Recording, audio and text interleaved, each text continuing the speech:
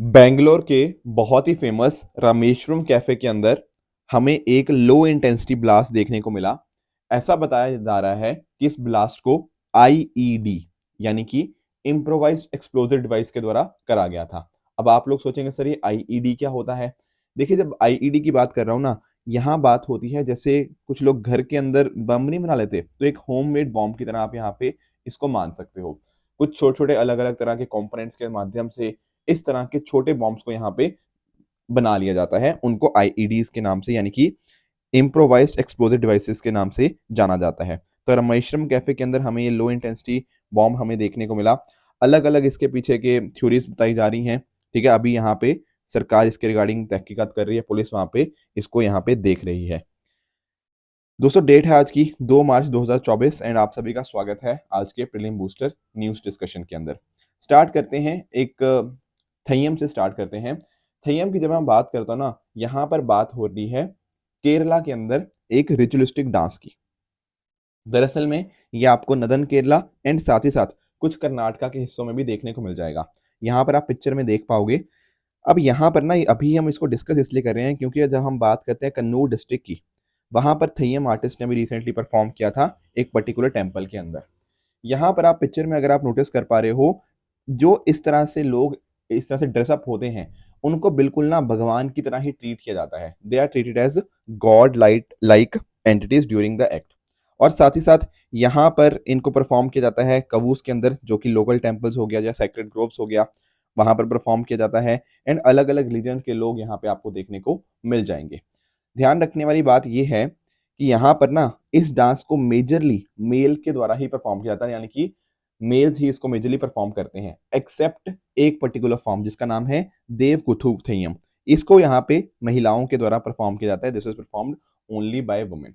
Otherwise आप यहाँ पे नोटिस करोगे तो आपको कर्नाटका के अंदर एक प्रैक्टिस है भूत कोला, उसके सिमिलर आपको देखने को मिल जाएगा। ऐसा टॉपिक हमने थोड़ी देर पहले भी डिस्कस किया था, बट एक फिर से हमारी रिवीजन हो जाएगी। साथ ही साथ थीम्स की बात करें तो वैष्णविज्म, शक्तिज्म और शैविज्म, तीनों थीम्स आपको यहाँ पे देखने को मिल जाती हैं। ये ओपन एयर थिएटर की तरह परफॉर्म किया जाता है। यहाँ पर आप नोटिस कर पाओगे कि जो आपके परफॉर्मर्स होते हैं उनका बहुत ही इलेबोरेट मेकअप आपको देखने को मिलता है। साथ ही साथ यहाँ पे इनका कॉस्ट्यूम हो गया, इनका हेडगियर हो गया, ये इस वजह से काफी ज्यादा थय्यम पॉपुलर रहता है। अलग अलग तरह के आपको थय्यम्स देखने को मिल जाते हैं। 400 से भी ज्यादा थय्यम्स आपको डॉक्यूमेंटेड देखने को मिलते हैं। जैसे फॉर एग्जांपल एक होता है चामुंडी थय्यम, जो कि आपको मलाबार रीजन के अंदर देखने को मिल जाएगा केरला के। उसी तरह से विष्णु मूर्ति हो गया। आप लोगों ने ना हिरण्यकश्यप की जो डेथ के बारे में स्टोरी सुनी होगी, कैसे उनको उनकी डेथ हुई थी।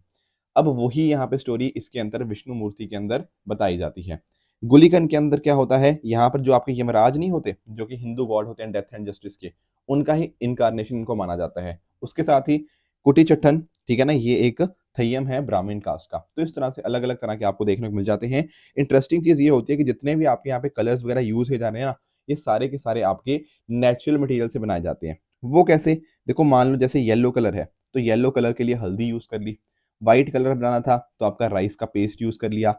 रेड कलर चाहिए था तो रेड, जो कि डोमिनेंट कलर है भी, इसमें हल्दी में लाइमस्टोन बना के रेड कलर बनाने की कोशिश करी जाती है। बीच में ब्लैक कलर भी आपको देखने को मिल रहा है, तो ब्लैक कलर के लिए आपका जो राइस पैडी था उसका हस्क बन करके उसमें कोकोनट ऑयल डाल के इस तरह से ब्लैक कलर बनाया जाता है। तो इस तरह से अलग अलग कलर्स का यहाँ पे यूजेज देखने को मिल जाएगा। दोस्तों, आगे बढ़ने से पहले छोटे से इन्फॉर्मेशन, हमारा जो विश्वास दिवस है वो 10th मार्च तक उसका ऑफर यहाँ पे रहने वाला है। एंड यहाँ पर आपके जितने भी कोर्सेज हैं आपको बहुत ही अफोर्डेबल कॉस्ट के अंदर उनको आप एक्सेस कर सकते हो। जैसे फॉर एग्जांपल संकल्प का, ठीक है, प्रहार, आपका प्रारंभ, आपके टाइटन, ये सारे बैचेस आपको बहुत अच्छे से हेल्प करेंगे। यहाँ पर संकल्प, प्रहार और आपके टाइटन, ये तो डेफिनेटली आपका सिलेबस कंप्लीट कराते ही हैं, बट उसके साथ ही साथ प्रारंभ कोर्स के अंदर आपका 3 साल का एक कंप्लीट कोर्स है, जहां पर आपके कॉलेज के साथ साथ आपको इंडस्ट्री रेडी और यूपीएससी के लिए बहुत अच्छे से step by step phase manner के अंदर सेमेस्टर तरीके से आपको यहाँ पे पढ़ाया जाता है।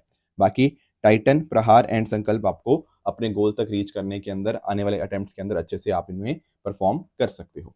नेक्स्ट चलते हैं, राइज इन लेपर्ड पॉपुलेशन के बारे में डिस्कस कर लेते हैं। दोस्तों, अभी NTCA, national tiger conservation authority, और साथ ही साथ wild life institute of India WII, इनके द्वारा यहाँ पे सर्वे कंडक्ट कराया गया। एंड उस हिसाब से ये देखा गया कि जो हमारे लेपर्ड की पॉपुलेशन है उसके अंदर इंक्रीज देखने को मिल रहा है। पिछली बार ये सर्वे 2018 के डेटा के हिसाब से इंडिया में लगभग 12,852 लेपर्ड्स देखने को मिल रहे थे। अभी 2022 में ना ये नंबर बढ़ के 13,874 हो चुका है। इंडिया में सबसे ज्यादा लेपर्ड्स आपको मध्य प्रदेश के अंदर देखने को मिल जाएंगे, लगभग 3,900 के आसपास।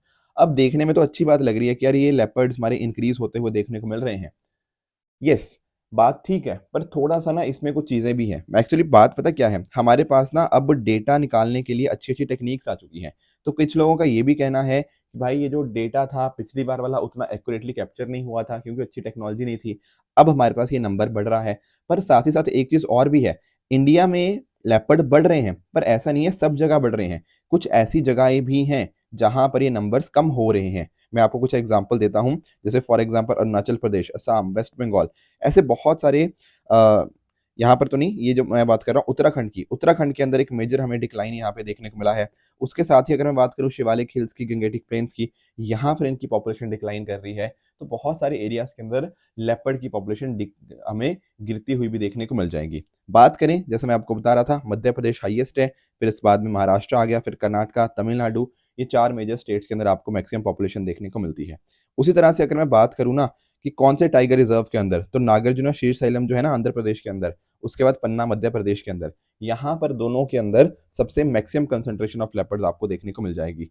सेंट्रल इंडिया के अंदर अच्छी बात यह है, जब आप मध्य प्रदेश और बाकी एरियाज की बात करते हैं, कि यहाँ पर या तो लेपर्ड की पॉपुलेशन कंसिस्टेंट है या फिर ये इंक्रीज होती हुई हमें देखने को मिल जाएगी।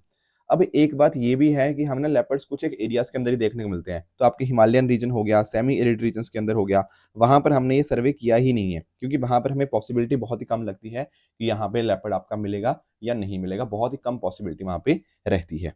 थोड़ा सा लेपर्ड के बारे में जानने की कोशिश करें तो आप जानते होंगे इसका IUCN स्टेटस आपको वल्नरेबल देखने को मिल जाएगा। लेपर्ड के बारे में ना इंटरेस्टिंग चीज ये है कि बहुत ही स्ट्रांग होते हैं, बहुत ही एजाइल प्रेडेटर्स होते हैं, एंड ट्रीज को बड़े आराम से क्लाइम कर जाते हैं। कई बार तो ऐसा भी आपने डॉक्यूमेंट्रीज में देखा होगा कि जो इनका शिकार होता है उसको भी लेकर अपने ये पेड़ के ऊपर चढ़ जाते हैं, ठीक है ना। और साथ ही साथ अलग अलग एनवायरमेंट्स के अंदर भी ये अडेप्ट हो सकते हैं। बिग कैट्स के अंदर ये स्मॉलेस्ट माने जाते हैं। तो ये कुछ पॉइंटर्स थे इंडियन लेपर्ड के बारे में जो आपको जानने चाहिए।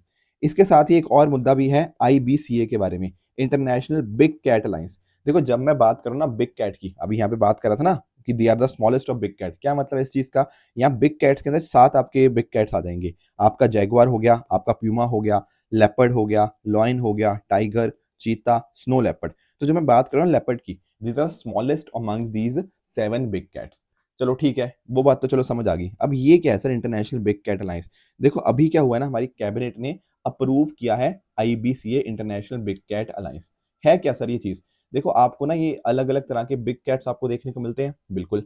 इंडिया ने ना काफी अच्छा काम किया है, जैसे फॉर एग्जांपल टाइगर्स को कंजर्व करने के अंदर, और बिग कैट्स को, और बहुत अलग अलग तरह की एंडेंजर्ड स्पीशीज को यहाँ पे करने के लिए हमने अच्छा काम किया है।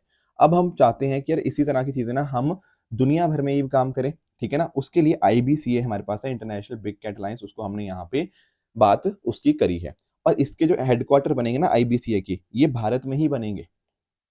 Do you get the point? तो ये सातों को हम यहाँ पे प्रिजर्व करना चाहते हैं, not just in India but दूसरी कंट्रीज के साथ भी हम वहां पे उनके साथ मिलजुल कर आपस में अच्छी प्रैक्टिसेस को शेयर कर कर, दूसरी कंट्रीज की प्रैक्टिस को इंडिया में शेयर कर कर ये कोशिश करी जाएगी कि इन सातों बिग कैट्स को हम यहाँ पे प्रिजर्व कर पाए धरती के ऊपर। Do you get it the point? ठीक है। तो 9 अप्रैल 2023 को इंडिया ने इसको लॉन्च किया था, इन सातों को प्रिजर्व करने के लिए। यहाँ पर आपकी जो 97 रेंज कंट्रीज जहां पर ये आपको बिग कैट्स आपको देखने को मिलती हैं, वो सारे इसका पार्ट बन सकती हैं। इसके साथ ही साथ कुछ और अगर इंटरेस्टेड स्टेट्स हों, इंटरनेशनल ऑर्गेनाइजेशंस हों, अगर वो IBCA का पार्ट बनना चाहें तो वो भी डेफिनेटली यहाँ पे बन सकती हैं। इसके माध्यम से यही होगा कि आपस में मिलजुल कर सब लोग एक दूसरे के साथ शेयर करेंगे, इको टूरिज्म के ऊपर बात करी जाएगी, एंड कोशिश ये करी जाएगी कि आपस में कंजर्वेशन के ऊपर काफी काम किया जाए। अब आपके दिमाग में आएगा सर पैसा कहाँ से आएगा इस चीज के लिए? देखो IBCA को प्लान ऐसा किया जा रहा है कि ये सेल्फ सस्टेनिंग होगा, मेंबरशिप फीस के हिसाब से। जो भी कंट्री इसका मेंबर बनेगी अकॉर्डिंगली वो पे करेगी। जैसे फॉर एग्जांपल अगर IBCA की बात करूँ ना, तो अभी के लिए हमने इसके अंदर 150 करोड़ रुपया डाला है, ठीक है। आने वाले टाइम के अंदर और जरूरत पड़ेगी तो और भी डालेंगे, पर अभी के लिए 150 करोड़ यहाँ पे हमें देखने को मिला है। साथ ही साथ और भी नोटिस करोगे प्राइवेट सेक्टर का भी होगा, ठीक है। इंडिया की टोटल ग्रांट असिस्टेंस भी हमें देखने को मिलेगी ओवर द टाइम। अभी के लिए 150 करोड़ बोला है, आगे और भी पैसा आता रहेगा।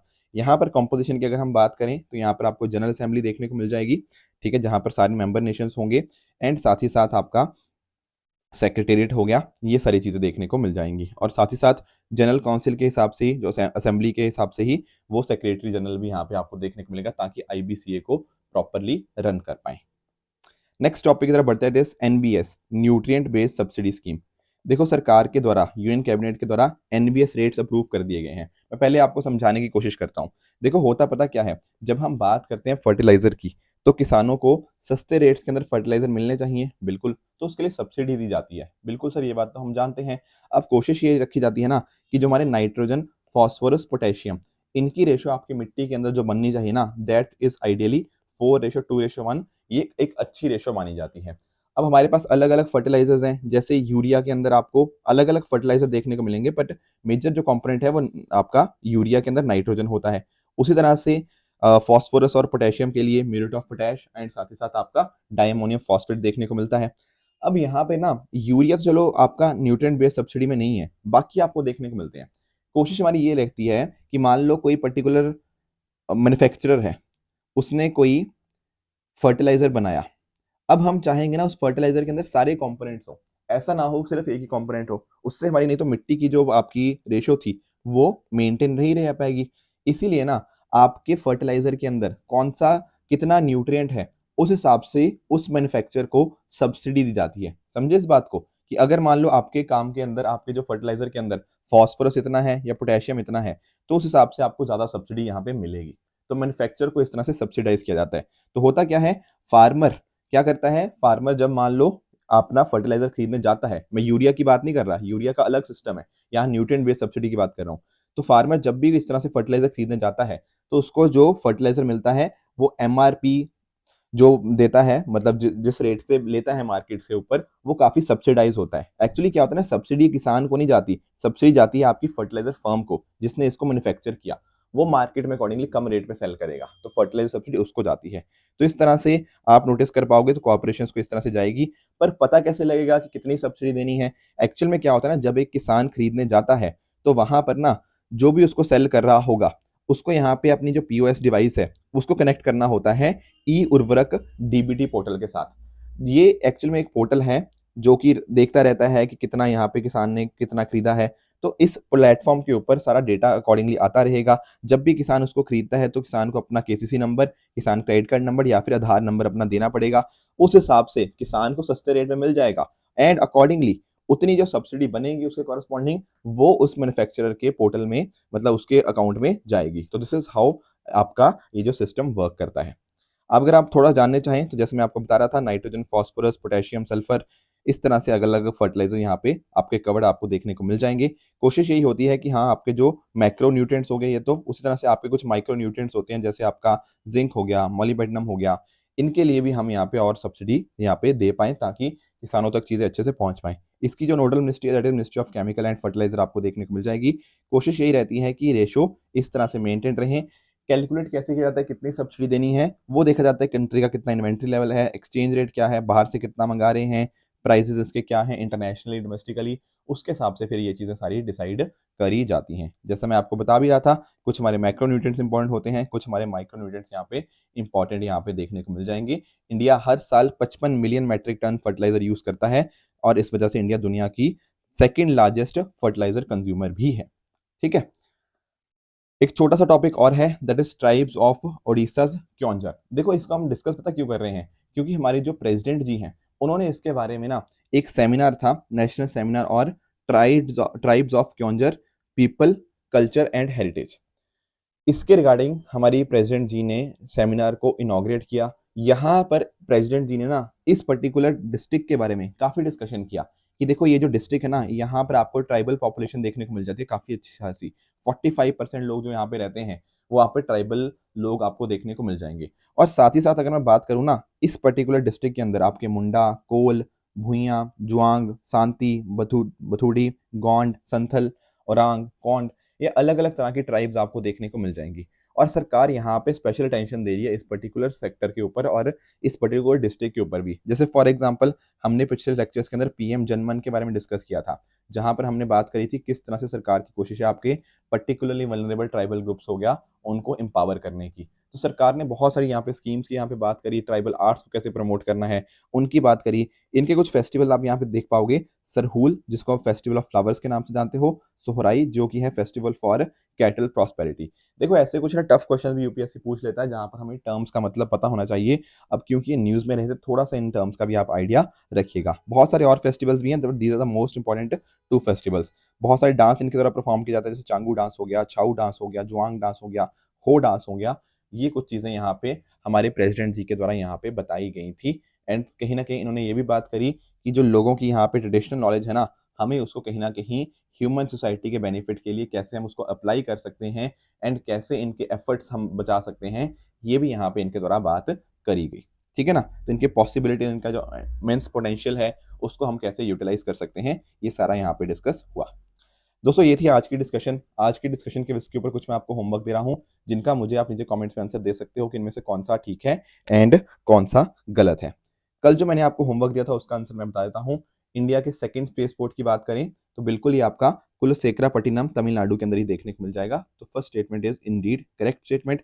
सेकंड की बात करें, इंडिकेटर स्पीशीज की यहाँ पे बात कर रहा है कि यहाँ पर आपके कुछ एम्बेसडर आइकन की तरह इनको ट्रीट किया जाता है। देखो दरअसल में ना यहाँ पर इसने ना दो चीजें बता दी, एक होता है फ्लैगशिप स्पीशीज और एक होता है आपके इंडिकेटर स्पीशीज। ये जो सारी बात करी है ना, जो स्पीशीज होती है वो एम्बेसडर आइकन या सिंबल की तरह ट्रीट करी जाती है फॉर एनवायरमेंटल कॉज, ये फ्लैगशिप स्पीशीज की डेफिनेशन है। जब मैं बात करता हूँ ना इंडिकेटर की, इंडिकेटर स्पीशीज तो वो होती है जिसके एग्जिस्टेंस से हमें पता लगता है कि बाकी और स्पीशीज एग्जिस्ट करेंगी या नहीं करेंगी। तो ये स्टेटमेंट ना गलत है दरअसल में, इसको ट्रू मत मार्क कर देना। ये आपका जो डेफिनेशन है this is of flagship species. Mahakali river की बात करें तो भैया वेस्टर्न घाट के साथ इसका कोई लिंकेज नहीं है। ये आपका तीसरा स्टेटमेंट आपका इनकरेक्ट हो जाएगा। ये हमने देखा था कैसे काला पानी के अंदर ये ओरिजिनेट हो रही थी। आज का आपका होमवर्क रहेगा एमसीक्यू 1 के अंदर, आपका हिस्ट्री का एक एमसीक्यू है, इसका आंसर मुझे आप नीचे कमेंट्स में बताओगे। एंड दूसरा आपका होमवर्क रहेगा एक पॉलिटी का, इजी क्वेश्चन है, 2022 में यूपीएससी ने पूछा था, तो इसको भी आप ट्राई डेफिनेटली कीजिएगा। होमवर्क दिया था उसका आंसर डिस्कस कर लेते हैं। जब हम बात करते हैं ना जेनेटिक इंजीनियरिंग अप्रेजल कमेटी की, दरअसल में आपका जो ईपीए है, एनवायरमेंट प्रोटेक्शन एक्ट 1986, उसके अंदर इसको बनाया गया था। इसका काम ये होता है ना कि अलग अलग, जैसे फॉर एग्जांपल आपके माइक्रो ऑर्गेनिजम्स हो गए, ठीक है ना, इस तरह से रिसर्च के अंदर उनको कितना यूज किया जा सकता है, नहीं किया जा सकता। तो जेनेटिकल इंजीनियर ऑर्गेनिजम्स के रिगार्डिंग अलग अलग रूल्स वगैरह हो गया, वो सारे इसके तरह देखे जाते हैं। तो इसका आंसर ऑप्शन नंबर सी होगा। ये पूरी डिटेल मैंने इसके रिगार्डिंग दे रखी है। एक इंटरेस्टिंग क्वेश्चन और हमने देखना था कि कौन सी रिवर कहाँ से फ्लो करती है। देखो मैंने पर यहाँ पे ना पूरा आपका मैप यहाँ पे डाल दिया है, यहाँ पर आप डेफिनेटली पूरा देख सकते हो कौन सी रिवर कहाँ से जा रही है। पर फिर भी जो पूछा गया था उसके बारे में हम थोड़ा डिस्कस कर लेते हैं। जैसे एक था थेम्स रिवर के बारे में। देखो आपको लंदन के बारे में पता होगा, ठीक है, लंदन से आप जानते हो थेम्स रिवर निकलती है एंड इस तरह से मूव करती करती वो नॉर्थ सी के अंदर इस तरह से आपका फ्लो कर जाती है। दूसरा मैंने पूछा था आपसे मेकॉन्ग रिवर के बारे में। तो मेकॉन्ग रिवर ना फ्लो होती होती आपके जो साउथ चाइना सी है उसके अंदर फ्लो करती है, तो इसका लोकेशन आपको जानना चाहिए। साथ में ही जब मैं बात करता हूँ वोल्गा रिवर की, तो वोल्गा रिवर आपकी कैस्पियन सी के अंदर जाके फ्लो करती है। ये तो मैंने मल्टीपल टाइम डिस्कस कर रखा है वोल्गा रिवर के बारे में। उसके अलावा अगर मैं बात करूँ तो देखो जाम्बेजी रिवर की, तो जाम्बेजी रिवर आपका इंडियन ओशन के अंदर जाके मिल जाती है। तो ये कुछ पॉइंटर्स थे जो आपको पता होने चाहिए थे। तो अगर आपको इनकी लोकेशन पता होगी ना, तो आप बड़े आराम से इस क्वेश्चन को सॉल्व कर पाओगे। और यहाँ पर भी आप एक बार गो थ्रू कर सकते हो इंपॉर्टेंट रिवर्स जो कि दुनिया भर में हमें देखने को मिलती हैं। दोस्तों इसलिए पीडीएफ इसकी डाउनलोड कर लेना, ये सारे मैप्स वगैरह आपको वहाँ पे मिल जाएंगे। ठीक है, तो ये थी आज की डिस्कशन। अगर इसी तरह से आप भी अपने एंड पे हार्डवर्क करके रहिए। Thank you very much for the discussion.